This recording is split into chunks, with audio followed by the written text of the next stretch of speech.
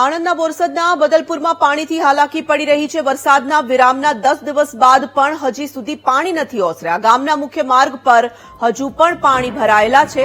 મુખ્ય માર્ગ પર પાણી ભરાતા લોકોને હાલાકી ભોગવવાનો વારો આવ્યો। ગામના મુખ્ય કાંસનું પુરાણ થતા થઈ રહી છે હાલાકી। 10 દિવસ બાદ કાંસને ખુલ્લો કરવાની તંત્ર દ્વારા કામગીરી હાથ ધરવામાં આવી છે। સંવાદદાતા ઘનશ્યામ જોડાઈ ચૂક્યા છે ફોન લાઈન પર। ઘનશ્યામ, આણંદના બોરસદના જે દ્રશ્યો સામે આવી રહ્યા છે, 10 દિવસ જેટલો સમય પસાર થઈ ગયો છતાં પણ પાણી ઓસર્યા નથી, શું પરિસ્થિતિ છે ત્યાં?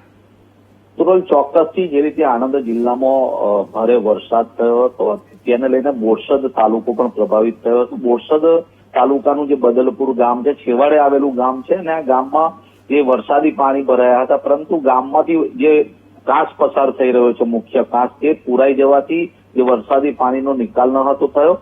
તંત્રને વારંવાર રજૂઆત ગ્રામજનો દ્વારા કરવામાં આવી હતી, પરંતુ તંત્રએ ધ્યાન આપ્યું નહોતું, જેને લઈને જે પાણી ઓસર્યા નતા। આજે 10 દિવસ થવા છતાં પણ જે પૂરના પાણી છે, વરસાદી પાણી છે, તે ગામમાં ભરાઈ રહ્યા છે। ત્યારે મોડે તંત્ર હવે જાગ્યું છે અને કાંસની સફાઈ હાથ ધરવામાં આવી છે, પરંતુ જે રીતે 10 દિવસ સુધી તંત્ર ઊંઘતું રહ્યું અને તેનું જે નુકસાન છે તે ભોગવવું પડે છે અને હાલ પાણી પણ 1.5 ફૂટ જેટલા છે, જેને લઈને જે વિદ્યાર્થીઓ છે એમને પણ પાણી દોડીને શાળાએ જવાની નોબત આવી રહી છે। જી, ધન્યવાદ ઘનશ્યામ।